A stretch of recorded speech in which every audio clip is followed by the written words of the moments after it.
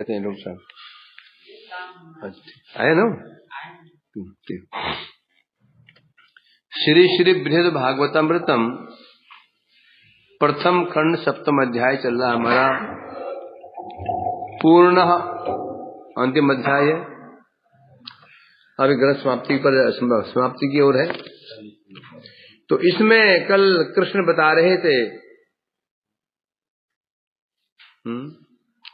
कि मैं ब्रज में जब निवास करता हूं या निवास करता था, तो उस समय मेरा रूपेण वेशेन रवामितेन वंशाश्च पूर्वानुदितेन विश्वम् सम्मोहितं प्रेम भरेण कृष्णं तिष्ठन् दूरे ब्रजवासिनस्ते। तब इसे यहाँ कह रहे हैं, उस समय मैं ब्रजवासियों के प्रेम में, आनंद में ऐसे निमग्न रहता था। ब्रह्मा इंद्र शिव इत्यादि उन्होंने जो मुझे प्रार्थना की थी, वंदना की थी, क्या क्या प्रार्थना की थी, प्रभु आप कृपा करके जगत में आकर के असुर संहार करके पृथ्वी देवी का भार हरण करें। मनो मानागम व्यास्मरण देवकृत्यम। परंतु ब्रज में ऐसे डूब गया था, आनंद समुद्र में डूब गया था, मैं भूल गया था, स्मरण ही नहीं रहा कि मैं किस काम से आया हूं, देवताओं के कार्य के उद्देश्य से मैं आया था, मैं भूल गया था। कैसे भूल गया था? बता रहे, रूपेन वेशेन रवामितेन वंशाच पूर्वानुविष्टम। जो मेरा रूप था, रूप माधुरी, वेशेन रवामृतेन वेणु माधुरी, वंशाच पूर्वा अद्वितेन विश्वम सम्मोहितम प्रेम भरण कृष्णम तिष्ठन् दूरे ब्रजवासिनस्ते। यहां बता रहे हैं, ब्रजवासिन दूरे तिष्ठन्तु। ब्रजवासी तो बहुत दूर की बात है, बहुत दूर की बात है। ब्रजवासी मेरे भक्त हैं, मेरे समर्पित हैं, मेरे अगाध प्रेम उनका है। तो यदि मेरे रूप से, वेश से वो मुग्ध हो जाते हैं तो कोई बड़ी बात नहीं है। क्यों बड़ी बात नहीं है? ब्रजवासी हैं, मेरे प्रिय हैं, पार्षद मेरे भक्त हैं। वो यदि मुग्ध हो जाते हैं मेरे रूप से, वेश से और वंशी ध्वनि से, तो कोई आश्चर्य की बात नहीं है। बल्कि आश्चर्य की बात क्या है? कृष्णम विश्वम सम्मोहितम प्रेम भरेन। उसे मैंने सारे विश्व को ही अपने प्रेम समुद्र में डुबा दिया था। अब वो प्रेम कहां? वो प्रेम क्या था? वो प्रेम समुद्र क्या था? वो अमृत क्या था? बता रहे हैं, रूपेन वेशेन रवामितेन, रूप माधुर्य के द्वारा, अपने रूप के द्वारा, अपने वेश के द्वारा, अपने वंशी ध्वनि अमृत के द्वारा है। रूप अमृत, वेशामृत और रवामृत के तीन अमृत के द्वारा, और वंशास्त्र और वंशी ध्वनि के द्वारा, अपने अद्भुत रूप के द्वारा और वेश के द्वारा मैंने समस्त ब्रजवासियों की, तो बात ब्रजवासी मेरे भक्त हो तो डूबी जाएंगे, क्योंकि जिसे हमारा प्रेम होता है ना, उसको मोहित करने में बहुत परिश्रम नहीं करना पड़ता। नहीं, वो तो वैसे मोहित रहता है। मां भी अपने काणे भैंगे पुत्र पर मोहित रहती है, कोई बहुत श्रृंगार की जरूरत नहीं है। उसके लिए वही क्या है? नयन सुख। क्या है? नयन सुख। आंख काणा है नयन सुख, उसके लिए वही है। बड़ी बात नहीं है। बड़ी बात क्या है? पूरा विश्व, भगवान कह रहे हैं, मैं पूरे विश्व को ही प्राणी समझ। विश्व कहने से चराचर प्राणी, विश्व के, जैसे मैंने कहा, ये सारे घर को मैंने अपने कब्जे में ले लिया। आतंकवादी ने पूरे मकानों को कब्जे में ले लिया। मतलब क्या? घर को तो लिया, घर में जो निवास प्राणी थे सबको मनुष्य आदि से वश में कर लिया। तो कह रहे हैं मैंने पूरे विश्व को मोहित कर दिया। विश्व कहने से विश्व में चर प्राणी, अचर प्राणी। चर प्राणी कहने से पशु, पक्षी, कीट, पतंग, मनुष्य इत्यादि, और अचर कहने से वृक्ष, लता, पर्वत इत्यादि, नदियां, सबको मुग्ध कर। कृष्णम, पूर्ण कृष्ण, कृष्ण में क्या होता है? कृष्ण में क्या होता है? पूरे विश्व को मैंने मोहित कर दिया था अपने बांसुरी के द्वारा, रूप के द्वारा और वेश के द्वारा। है टीका में कह रहे हैं 3 श्लोकों के द्वारा कृष्ण ब्रज की महिमा का वर्णन कर रहे हैं। ब्रज की महिमा कैसे थी? पहली बात तो ये, कृष्ण के सौंदर्य के बदलना असंभव है। कृष्ण ने कहा ना, फिर मैं क्या कहा था? मेरा वो रूप अब, मेरी महिमा, मेरा सुख ब्रज में ही रह गया, मुझे छोड़कर चला गया। मेरी महिमा, मेरा सुख मुझे छोड़कर के ब्रज में चला गया। अब मैं बिना सुख के हूं, बिना महिमा के हूं। तो यहां कह रहे हैं कृष्ण के सौंदर्य के बदलना असंभव है, उनका सौंदर्य बदल ही नहीं सकता। वे जहां कहीं भी रहें, कहीं भी रहें, उनका सुंदरता बदलेगी नहीं, है ना? इस जगत में भी ऐसा होता है ना, एक व्यक्ति जैसे जैसे वही है।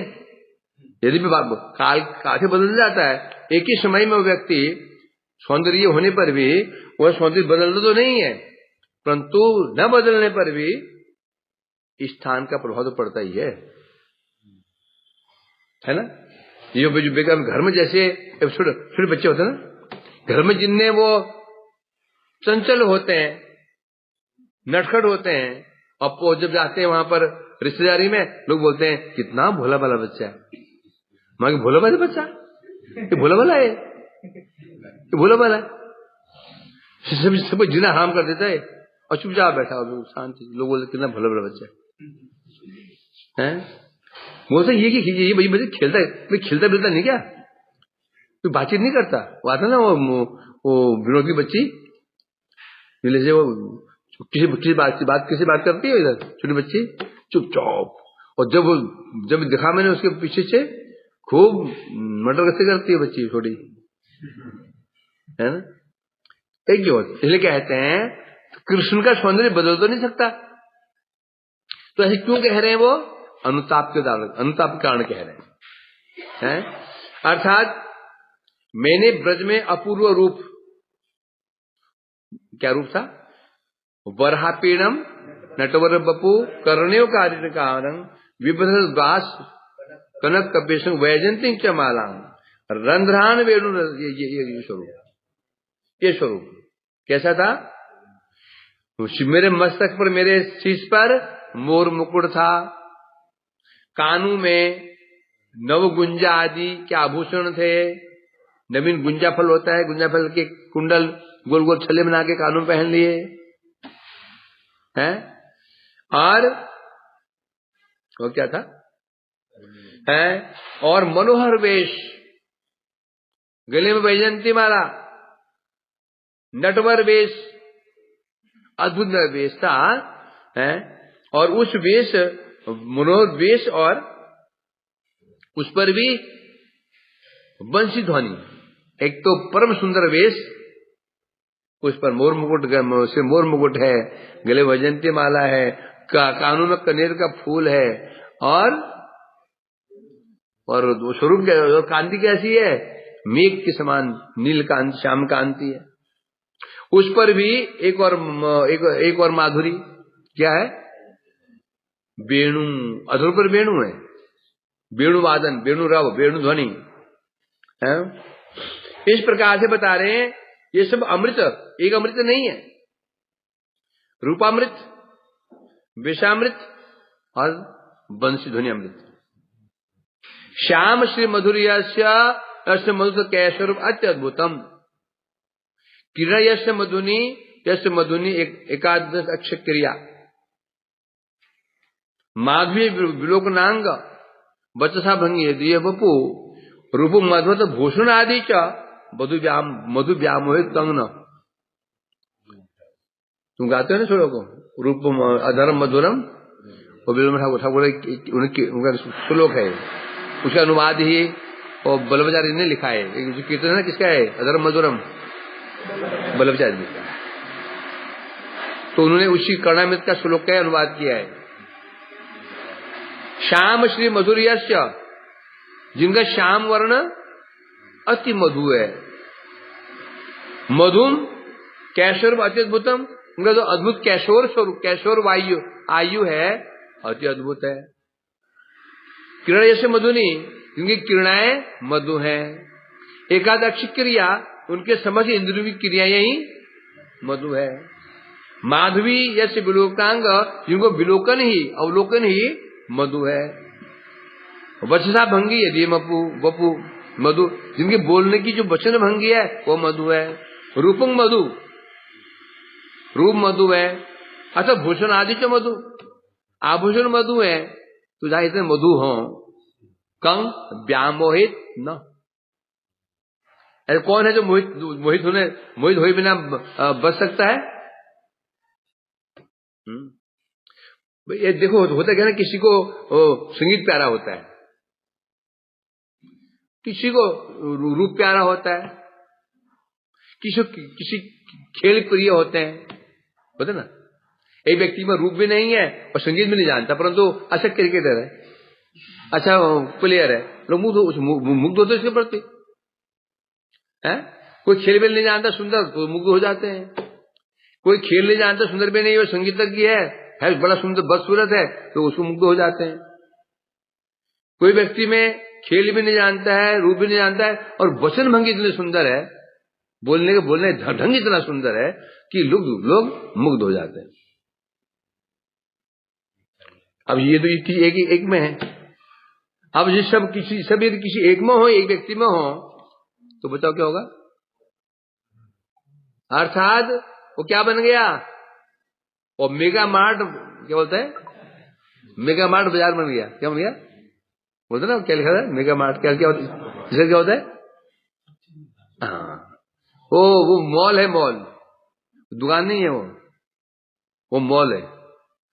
वहां सब्जी से लेकर के, आड़ा चावल से लेकर के, कपड़े हो गए, साड़ियां हो गए, ढमकाने हो गए, फलाने हो गए, गाड़ियां से मिल जाती हैं।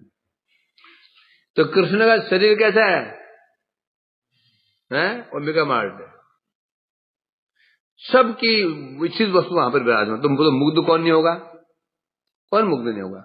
इसलिए कृष्ण कह रहे हैं, मैंने अपने रूप के द्वारा, वेश के द्वारा और अपने वंशध्वनि के द्वारा पूरे विश्व को मोहित कर दिया था। तो बता रहे हैं, अब वो जो अपूर्व आपका रूप था, कैसा था? बता रहे हैं, जगत में पहले कभी प्रकट नहीं हुआ। जो मेरा रूप जगत में प्रकट किया था मैंने, ऐसा रूप जगत में प्रकट ही नहीं हुआ था, जिससे सारे विश्व को मैंने मोहित किया था। कैसे मोहित किया था? तब बता रहे हैं, प्रेम की महारस को प्रदान करके। अब मोहित कैसे किया? मोहित करने के कोई उपाय होते हैं ना। कैसे मोहित किया? प्रेम रस दान करके। कह रहे मैंने सबको प्रेम रस, जो प्रेम रस है, वो प्रेम का जो महारस है उसको प्रदान कर दिया। और वो भी कैसा है? अर्थात जो प्रेम महारस दे करके मैंने इसको वशीभूत कर दिया। तो बोलते वो जो प्रेम रस है, जो सुख है, वो कैसा है, उसको स्पष्ट कर रहे हैं। वो जो मेरे प्रेम सुख है, प्रेम रस का सुख है, वो माइक सुख नहीं है। दो सुख होते हैं, एक माइक सुख, एक समाधि सुख, है ना। एक जड़ीय सुख होता है, उसके ऊपर क्या होता है? ब्रह्म सुख होता है, ब्रह्मानंद होता है, ईश्वर आनंद होता है, परमात्मानंद होता है, ब्रह्मानंद, ब्रह्मानंद, जड़ानंद, परमात्मानंद, ब्रह्मानंद और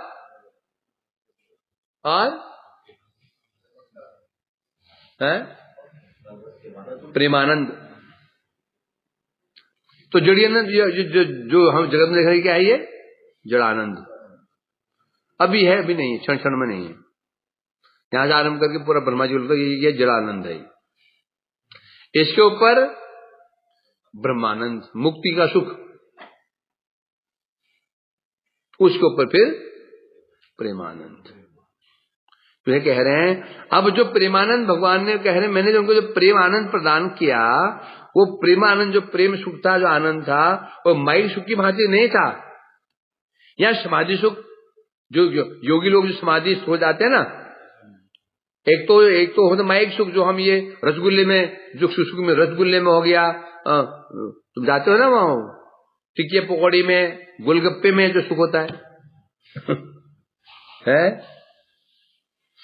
गेम में सुख मिलता है, मुंह में सुख मिलता है, ये सुख जो होता है किसी निंदा करने में सुख मिलता है, ये परेशान करने में सुख मिलता है, इसमें माइक सुख है। तो वो जो सुख मैंने ब्रजवासियों को दिया, जिसके अंदर वो मोहित हो गए थे, वो कोई सामान्य सुख तो नहीं हो सकता।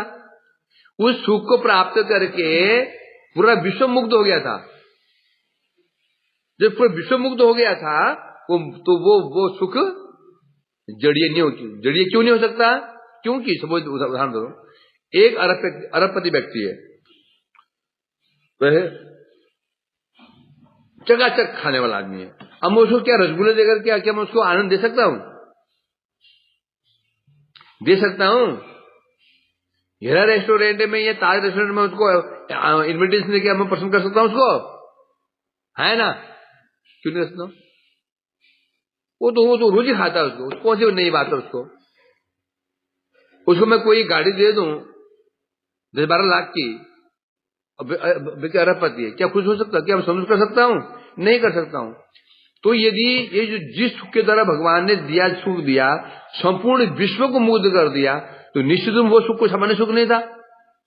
क्योंकि जड़ीय सुख के द्वारा किसी व्यक्ति को वशीभूत नहीं कर सकते हैं। जड़ीय सुख तो अनुभव कर ही रहे ना, नहीं कर रहेगा?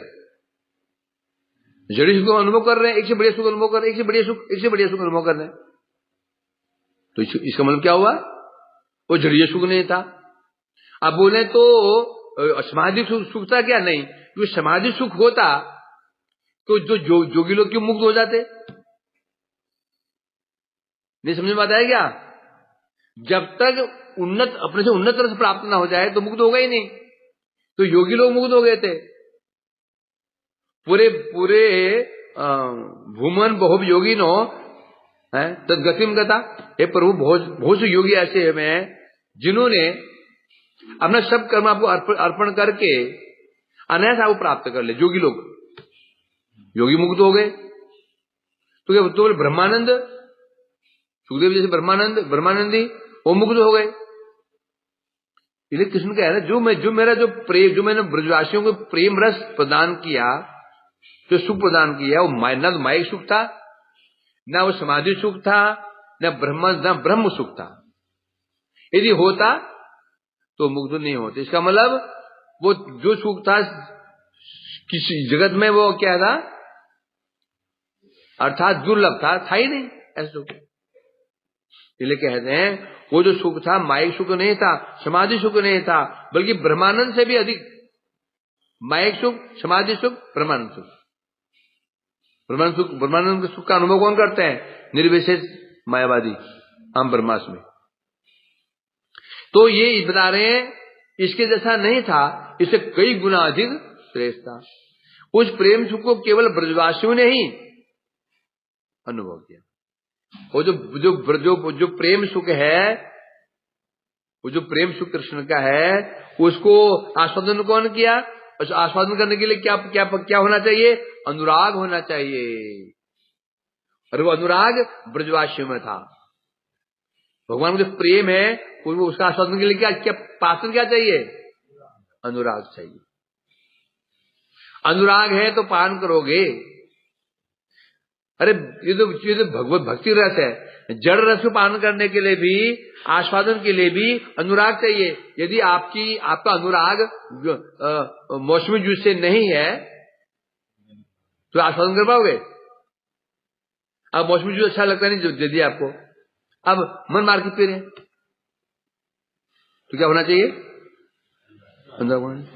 सामान्य जड़ सुख को अनुभव करने के लिए भी हमको उसके प्रति हमें रुचि होनी ही चाहिए। रुचि नहीं हो तो आपको आस्वादन नहीं होगा। तो सामान्य जड़ वस्तु पाने के लिए हमको क्या चाहिए?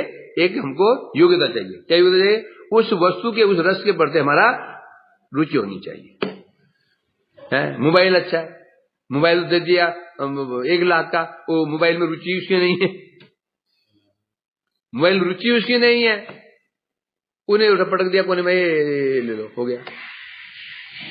तो प्रधान क्या चीज है? रुचि प्रधान चीज है। तो कह रहे हैं ब्रजवासियों ने उस प्रेम का आस्वादन छक छक के पिया। एक होता है खाना पीना, एक होता है छक के खाना पीना।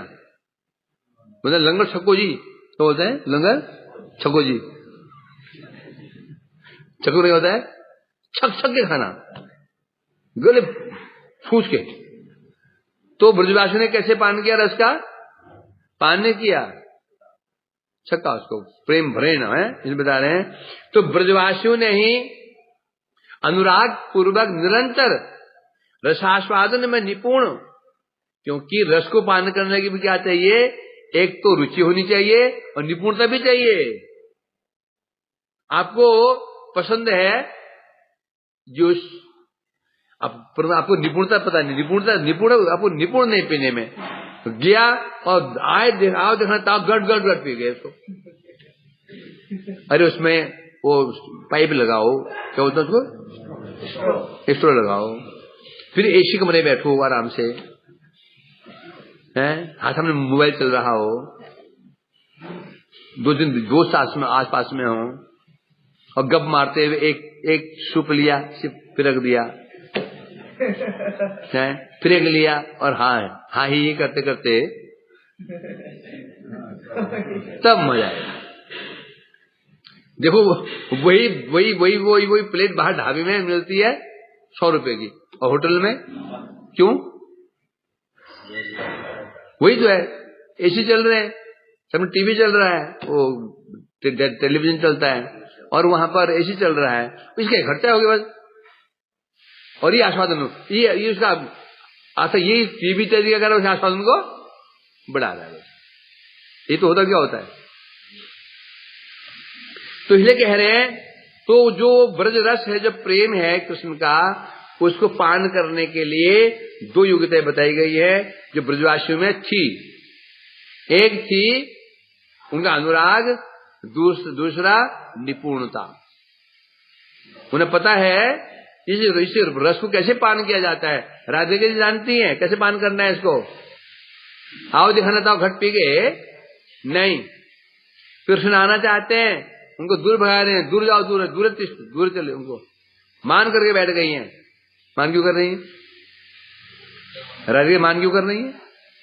प्रतीक्षा भी कर रही है और मान भी कर रही है। इसे कहते हैं आस्वादन करने की निपुणता। ये निपुणता है। इसलिए कहते हैं, इसलिए ब्रजवासियों ने ही इसका अनुभव किया। ऐसा नहीं है उन्होंने किया ही किया, वो तो परी कह रहे हैं, बल्कि सारा जगत ही प्रेम से मोहित हो गया था। कृष्ण तो गोपियां तो अनुराग युक्त हैं और निपुण भी है, वो तो करेंगी। परंतु जो ब्रजवासी जिन्हें और जगतवासी लोग थे, सबने उस प्रेम को प्राप्त करके सम्मोहित हो गए थे। ब्रजवासी तो मेरे निरंतर, जो ब्रजवासी हैं वो मेरे पार्षद हैं, परिकर हैं, मेरे भक्त हैं, मेरे निजजन हैं, और मेरे रूप वेश आदि के द्वारा मोहित होते थे। ये स्वाभाविक ही है, उचित ही है। अब इस विषय में कहना क्या है? भाई तुम्हारी महिमा तुम्हारे चेले चपाटे ही करें, महिमा क्या? तुम्हारी महिमा तुम्हारे चेले चपाटे ही करें, तो महिमा कैसी? तो महिमा गान कौन करे? जो चेले चपाटे नहीं है ना, वो करे, अनजान व्यक्ति करे, तो तुम्हारी महिमा है। ऐसा है कि नहीं? 4 चेले खड़े जय जिंदाबाद जिंदाबाद कर दिया, क्या हुआ? 4 चेले खड़े हो जिंदाबाद जिंदाबाद कर दिया, तो ये महिमा क्या है? महिमा क्या है? अपोजिशन वाले भी, विपक्ष वाले भी कहें हाँ भाई कुछ भी कहो, ये चीज तो इसमें ये है, देखो कंस जैसे दुर्दांत दुष्ट वो भी वसुदेव जी का सम्मान करता था। कैसे? जब वसुदेव ने कहा मैं अपने पुत्र जन्मने के साथ ही आपको दे दूंगा। कंसन क्या बोला था कि वसुदेव सत्यवादी है, विश्वास करना चाहिए। देखो एक दुष्ट जो अपने पर विश्वास नहीं है कि मैं क्या कर दूंगा, उसको विश्वास किस पर है? कब है श्लोक में है ना कि वसुदेव सत्यवादी है। एक ये बच्चा जन्म में लिया छिपाएंगे नहीं, ले आएंगे वैसे ही, वो वैसे ही ले आएंगे। तो फिर तो वसुदेव ने तो फिर विश्वासघात कर दिया। क्या नहीं किया? तो किया तो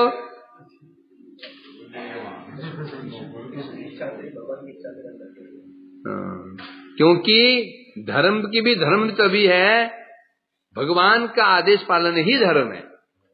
अब झूठ कहां बोला? अरे बल्ले में कन्या दे दो, उनको दे तो दिए, कन्या दे दी, उसको और क्या चाहिए, दे तो दी। और मेरी बात क्या, भगवान की इच्छा पालन कर आदेश पालन करना ही परम धर्म होता है। भीष्म जी ये गलती हुई थी। भीष्म जी अपना वचन पालन करने के लिए भगवान का आदेश भी पालन नहीं कर पाए। वो तो हम सुन लिया, वो तो भक्त हैं, केवल भगवान की सहायता कर रहे हैं कि असुर जमा हो जाए एक साथ ही मैदान में, मैं प्रभु को खोजना ना पड़े, एक झटके में समाप्त कर रहे हैं। हो गया नहीं? महाजन है तो प्रभु की उनकी प्रतिक्रिया क्या होती है? सदा शासित क्रिया। जो महाजन होते हैं उनकी समस्त क्रियाएं भगवान की इच्छा के अनुसार होती हैं। भीष्म जी ने जो दुर्योधन का पक्ष लिया और द्रौपदी हच्चीर हरण के समय उन्होंने कुछ नहीं बोला। क्यों? इधर ज्ञान नहीं है, इधर ज्ञान नहीं है। यदि आगे कूदते हो तो जान चले जाते, पीछे कूदते पैर टूटता, क्या करोगे? आगे कूदते हो जान चली जाएगी, पीछे कूदते तो टांग टूटने वाली है, 100% है। सुबह दिन क्या करेगा? पैर टूट गया तो पैर तुड़वा लेगा। बड़ी बुद्धिमानी है? मतलब भीष्म की प्रतिज्ञा थी क्या? कुछ भी हो जाए मैं इस गद्दी की रक्षा करूंगा। उसका ये प्रतिज्ञा थी, है कि नहीं?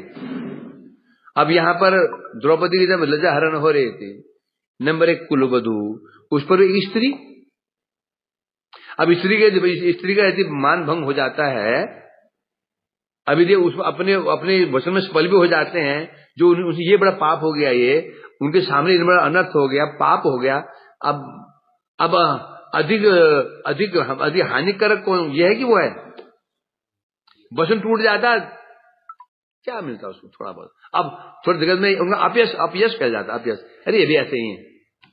परंतु यदि लज्जा लूट जाती द्रौपदी जी की, उनके सामने क्षत्रिय हैं और समर्थ भी हैं, केवल अपने स्वार्थ के लिए, तो कितना बड़ा उनको दंड मिलता। तो उन्होंने ऐसे किया क्यों नहीं? क्या मुझे ज्ञान है, तुमको ज्ञान, उन्हें ज्ञान नहीं सीखा है कि नहीं? ज्ञान सीखा नहीं, क्यों? क्योंकि प्रभु की इच्छा, समझिए प्रभु की इच्छा हो रही है। प्रभु चाहते हैं ये ऐसा हो जिससे कि इनका नाश करने का मार्ग कहां से खुलेगा? यहीं से खुलेगा। आज इनकी साड़ी खींच रहे हैं, कल इनके कपड़े इनके कपड़े यहीं उतरने वाले हैं।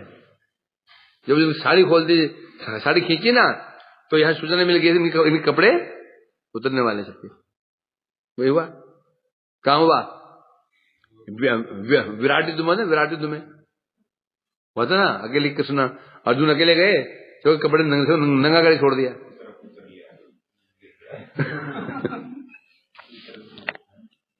इसलिए बता रहे हैं। हाँ, तो इसलिए कहते हैं ब्रजवासी यदि मुग्ध होते हैं तो कौन सी बड़ी बात है? बड़ी बात यह है पूरा विश्व। कैसे? आकाश याना विधि रुद्र शक्र सिद्धा शशि देव गणास्तद तथा धन्य अगावो वृषा वश्य गणा मृगाश्च वृक्षा खगा गुल्मलता तृणानि नद्योवत मेघा सचरा स्तरा स्थिराश्च सचेतना चेतन कहा प्रपंचा प्रेम प्रावोत्थ विकार रुद्धा स्वस्वभावात परिवृत्ति मापु। ये 2 श्लोक बता रहे हैं कौन कौन मुग्ध हुए थे। आकाश याना विधि रुद्र शक्रा अर्थात आकाश याना स्थित, आकाश में अपने यानों पर स्थित, अपने जो यान होते ना उनके वाहनों पर स्थित कौन? विधि ब्रह्मा। ब्रह्मा जी का यान क्या है? हंस। रुद्र जी का यान क्या है? नंदी। वृषभ। शक्र का, इंद्र का क्या है? ऐरावत। तो ब्रह्मा जी, शिव जी, इंद्र, बड़े बड़े सिद्ध, शशि, चंद्र, सूर्य, जितने देवगण थे तथा अन्य जितने भी थे, अगावो वृषस वत्स गणामृगाश्च, गायें, वृषभ, बैल, वत्स गणा, बछड़े, मृगाश्च जिन्हें मृग, वृक्ष, खग मने पक्षी, गुल्म, लता, तिनके, नदियां, मेघा, सचरा स्थिराश्च, जो मेघ सचर मेघ हैं वो स्थिर हो गए थे। सचेतन अचेतन का प्रपंचा अर्थात सारा जगत, सचेतन अचेतन और सचेतन क्या हो गया था? अचेतन हो गया था, अचेतन सचेतन हो गया था। प्रेम प्रभाव विकार रुद्धा है, अर्थात प्रेम के प्रवाह से उत्पन्न जो प्रेम के कह रहे मेरे प्रेम का जो प्रवाह था, नदी थी, उससे उत्पन्न विकारों द्वारा व्याप्त होकर के सभी वस्तु में अपने स्वभाव के विपरीत कार्य करने लगे। जो मेरी प्रेम नदी थी, प्रेम सागर था, उसमें डूब करके और जो विकार उत्पन्न हुए उन विकारों से ग्रस्त होकर के सभी वस्तु में क्या करने लगी? अपने अपने स्वभाव के विपरीत कार्य करने लगे। सब सचेतन अचेतन की भांति, अचेतन सचेतन की भांति, ऐसी स्थिति हो गई। अभी श्लोक में टीका में कह रहे हैं मेरे उस रूप आदि कहने चाहिए, रूप वेश, वंशध्वनि इत्यादि के द्वारा रूप माधुरी, वेणु माधुरी, प्रेम माधुरी, लीला माधुरी, ये जो माधुरियां थी, इन माधुरियों के कारण ही सारा जगत प्रेम द्वारा मुग्ध हो गया था। इसको बता आकाश याना श्लोक में। आकाश में विचरण करने वाले ब्रह्मा, रुद्र आदि देवता ये आकाश में विचरण करते हैं। कहां विचरण करते हैं? आकाश मार्ग से आना जाना करते हैं लोग, वाहनों से। हैं? बोले ब्रह्मा तो ठीक है, हंस है, ये हाथी आकाश में चलेगा? और वृषभ बैल ये तो गलत है। तो हंस जा सकता आकाश में उड़ फर करके? हैं? तो बता नहीं, वो सामान्य बैल नहीं है, वो तो सामान्य बैल समझ बैठा हो नंदी जी को, उनका पार्षद है वो, हैं? कुछ भी कर सकता हो अभी। और ऐरावत सामान्य हाथी नहीं है वो, इसे बता रहे हैं यहाँ पर। तो ब्रह्मा, रुद्र इत्यादि अथा एवं उनके अलावा जो मुनि है, गंधर्व है, विद्याधर, सिद्ध पुरुष जितने भी हैं, ये कह रहे हैं मेरे प्रेम रस के प्रवाह से ऐसे मुग्ध हुए, ऐसे प्रभावित हुए, उस उनमें से प्रेम का उदय हुआ कि श्वेद, कम, पुलक आदि सात्विक विकारों से ग्रस्त हो गए। और ऐसे विकारों से ग्रस्त हुए सब अपने स्वभाव के विपरीत कार्य करने लगे। जैसे ब्रह्मा आदि देवता क्या है? परम ज्ञानी है। क्या है? परम ज्ञानी है। परंतु जब कृष्ण दर्शन किया, लीलाओं का दर्शन किया, निर्णय करने में असमर्थ हो गए और मुग्ध हो गए। इंद्र ने तो उनको सामान्य एक वाचाल बालक समझ लिया। क्या समझ लिया? वाचाल बालक। मुग्ध समझ नहीं पाया। ब्रह्मा जी मुग्ध हो गए, शिव मुग्ध हो गए, नारद मुग्ध हो गए, कामदेव मुग्ध हो गए। सबकी हेकड़ी यही निकली ब्रज में। सब हेकड़ी कहां निकली है? ब्रज। सबकी हेकड़ी निकली है। ब्रह्मा को हो, इंद्र को हो, शिव को हो और नारद को हो, कामदेव को हो, सबसे खतरनाक देवता जो माना जाता है शनिदेव को हो। शनिदेव भी यही है। शनिदेव को हो, सब जितने भी है ना, सब ब्रज में आकर के ही सबकी हेकड़ी यही निकली ब्रज में। सब यहाँ आए, है ना। जो इसलिए कह रहे हैं यहां पर ब्रह्मा आदि बड़े बड़े ये परम ज्ञानी हैं, होने पर परंतु तत्व का निर्णय नहीं कर पाए। ब्रह्मा जी कहना पड़ गया, जानंद जानंद तो क्यों भोक्ता न में भी हो। हे प्रभु, जो कहते आपको जान के मुझे कहने दो, मैं कह रहा हूं ब्रह्मा, मैं आपके तन के वैभव को, मन के वैभव को आज समझ नहीं पाया, तो निर्णय नहीं कर पाए। इंद्र वो निर्णय नहीं कर पाए, समझ ही नहीं पाए। उनके वाचाल बालक, क्या समझा? वाचाल छोटा बालक है, जो बच्चे वाचाल मतलब जो कुछ भी बोल देता है, बोलता रहता। नंद महाराज बुद्धिमान थे, इतनी बुद्धि भ्रष्ट कैसे हो गई? एक बच्चे की बातों में आ गए।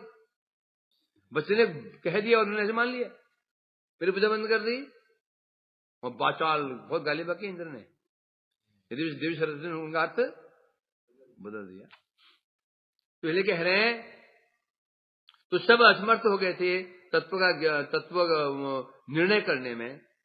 और गाय आदि जिनके जंगम प्राणी थे, गाय आदि, गाय कहने से गाय, बछड़े, वृषभ आदि, ये सब क्या थे?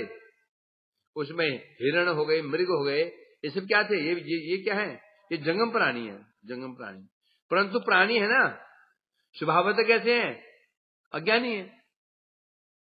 गाय, बैल, बछड़े, मृग, पक्षी इत्यादि ये जंगम तो है। जंगम माने चलने फिरने वाले, उड़ने वाले, चलने फिरने वाले, ये तो है, परंतु अज्ञानी है। गाय अज्ञानी है, मृग अज्ञानी है, पक्षी अज्ञानी है कि नहीं? अज्ञानी होने पर भी जैसे ये मेरी वेणु माधुरी का दर्शन करते थे, मेरी जो वेणी ध्वनि अमृत से पान करते थे, तो परम ज्ञान के भांति समाधि को प्राप्त हो जाते थे।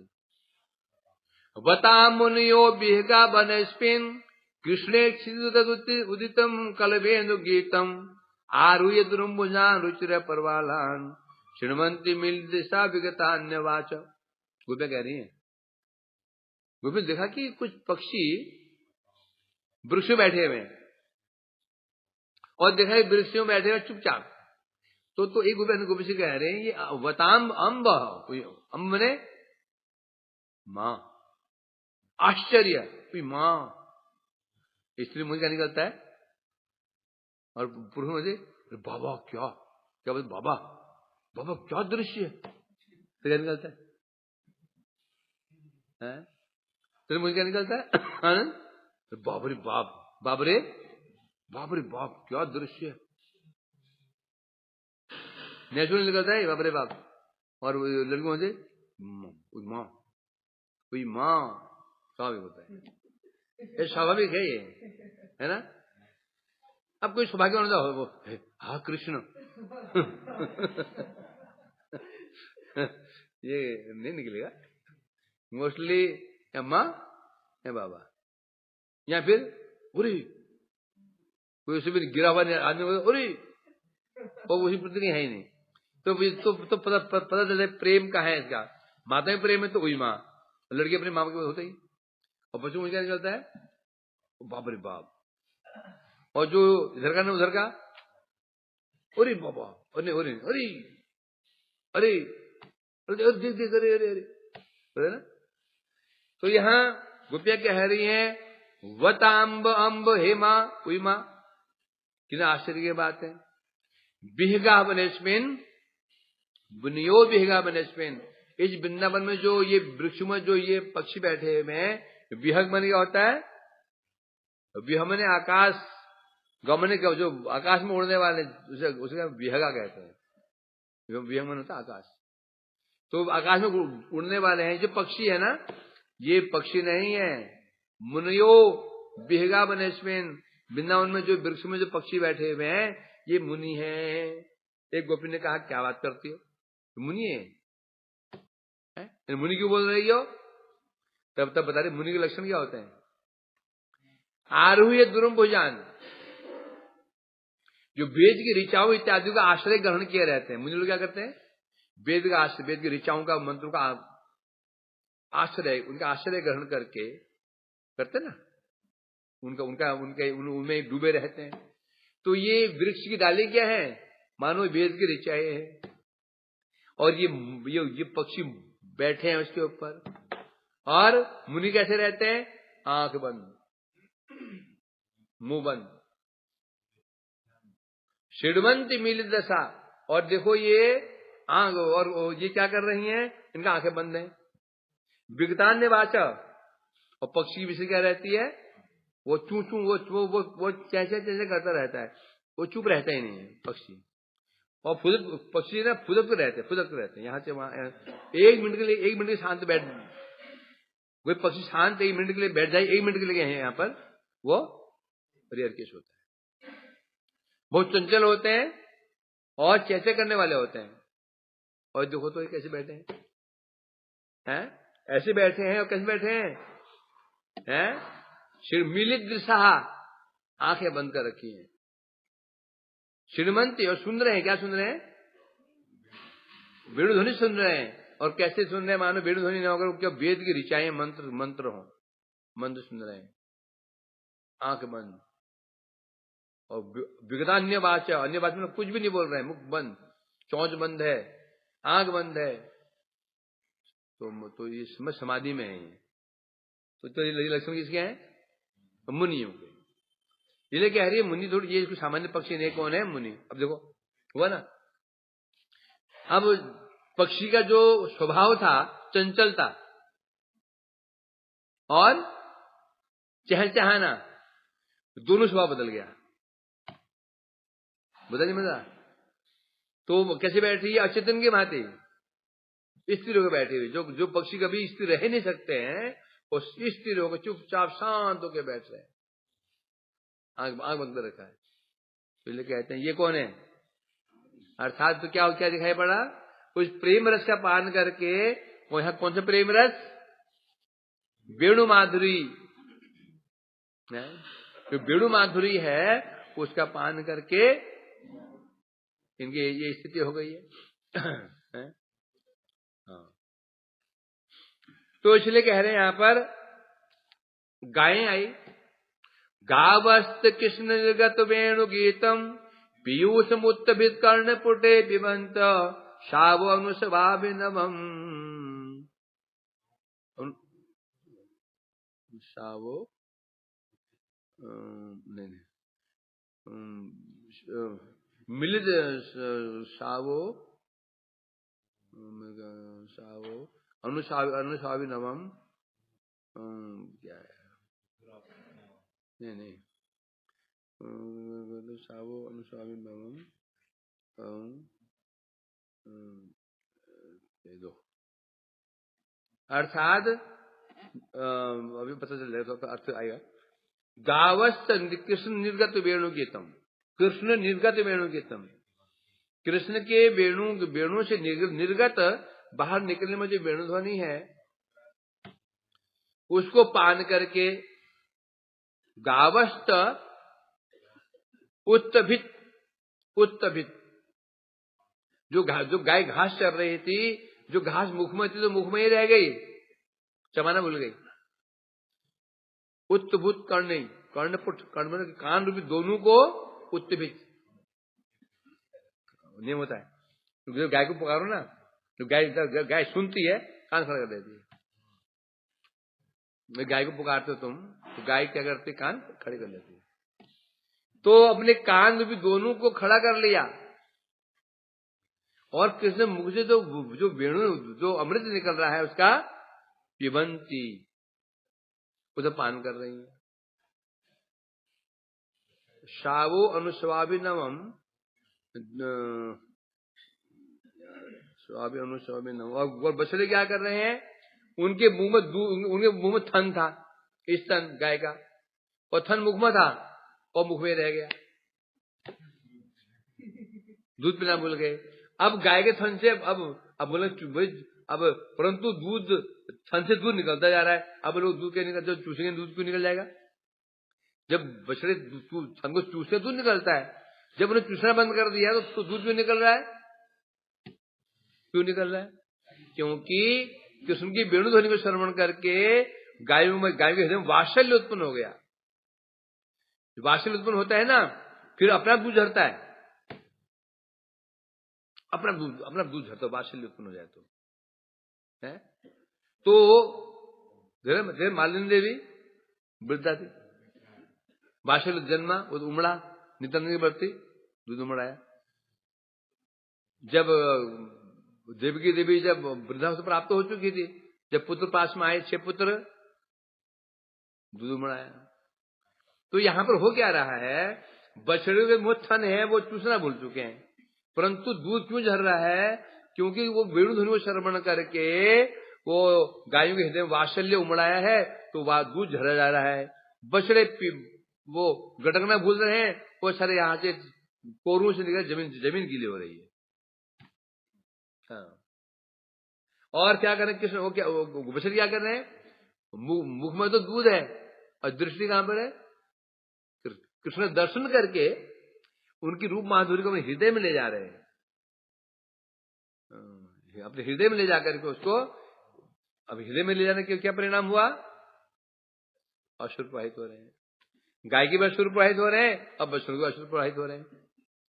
अब ये गाय कौन है? अज्ञानी है। बछड़ा क्या है? अज्ञानी है। तो जो इनके अंदर जो प्रभाव दिखाई पड़ रहा है, बड़े बड़े बड़े बड़े ज्ञानियों को भी प्राप्त नहीं होता। तो क्या धर्म, क्या इनका स्वभाव क्या हो गया? बदल गया। फिर ऐसे ही चर प्राणी प्रेम से प्रेम गतिहीन होकर भी, जो चर प्राणी होते हैं प्रेम से गतिहीन हो गए। ये तो जो चर थे, चलने फिरने वाले प्राणी थे, ऐसा प्रेम उनको प्रेम की रस प्राप्ति हुई, वे स्थावर हो गए, अचर हो गए। और जो वृक्षलता इत्यादि जो चर थे, वो जो अचर थे, वो चर हो गए। कैसे? प्रेम से गुलमलताएं उनमें कंप होने लग गया, रोमांच कंप होने लग गया, और विचलित हो रहे हैं वृक्ष। दर्शन करते ही विचलित हो रहे हैं वृक्ष लताएं, उन कंप हो रहा है। कंप होना क्या है? ये क्या हो गया? ये चर हो गया है, अचर है। और जो अचर थे, जो चर थे, अचर हो गए। गाय क्या है? चर थी, अचर हो गई, अचर हो गई। अच्छा, वो घास चबाना भूल गई, बस दूध पीना भूल गया। जो चर थे तो अचर हो गए, जो अचर थे तो चर हो गए। इस है ना, क्या है था? सचेतन अचेतन कहा प्रपंचा, सचेतन अचेतन हो गया, अचेतन सचेतन हो गया। अर्थ बता रहे हैं, नदियां कैसी अचेतन होती हैं, और स्वभाव से ही अपगा। नदी का नाम क्या है? नदी का नाम क्या है? अपगा। अपगा मतलब जो नीचे को, हमें नीचे को बहती रहती, निम्नगामी होने पर भी। और कभी कभी जब बंसी ध्वनि श्रवण करती हैं, सुनते ही वो स्तब्ध हो जाती हैं, और क्या हो जाती हैं? निम्नगा नहीं, ऊर्ध्वगा बन जाती हैं। नीचे को नहीं बहती हैं, उल्टा बहना शुरू कर देती हैं। नद्यास उद्धार मुकुंद गीतम आवर्त लक्ष्य मनोभग्न बेकहा, आलिंगनम स्थगितम उर्मी भुजय मुरारे पादुगुलम कमलोपहारा। ये किसका है? वेणु की भी नदी की बात है। नद्य से उपधार्य गीतम, कृष्ण वेणु गीत बजा रहे थे, वेणु बजा रहे थे नदी के तट पर ऊंची स्थान पर खड़े होकर के, तट पर ऊंची स्थान पर बांसुरी बजा रहे थे। सुन करके भाव भगति बेगा, मुकुंद गीत को श्रवण करके आवर्तम भाव भगने बेगा, वो नदी यमुना जी का वेग जो था भग्न हो गया, यमुना जी स्थगित हो गई। अब जब पीछे पानी आता है ना, पानी तेज आ रहा हो, रोक दो तो पानी में क्या होता है? आवर्त हो जाता है। आवर्त क्या होता है? बहुत भंवर कहते हैं। पानी तेजी से आ रहा हो, रोक दो उसको तुम, और पानी वही घूमता है, फिर उसे कहते हैं भंवर उड़ना, भंवर।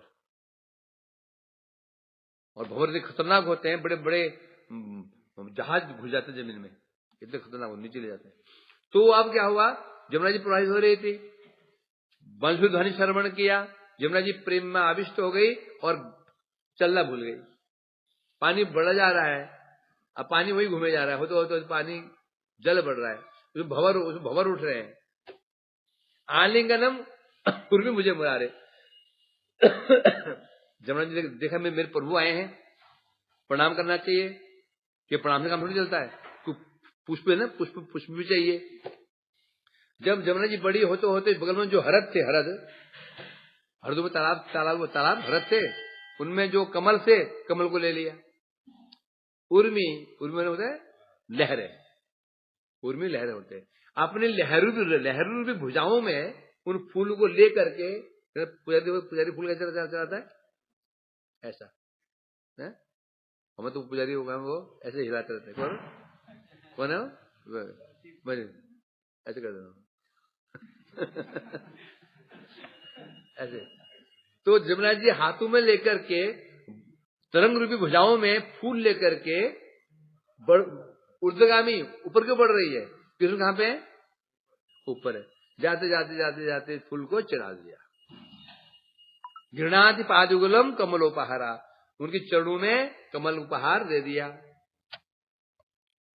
और कृष्ण संतुष्ट हुए, चल पड़ी। हो गया नदी रुकती क्या? हो गया। यही है क्या? प्रेम महारस। ओम हरि ओम।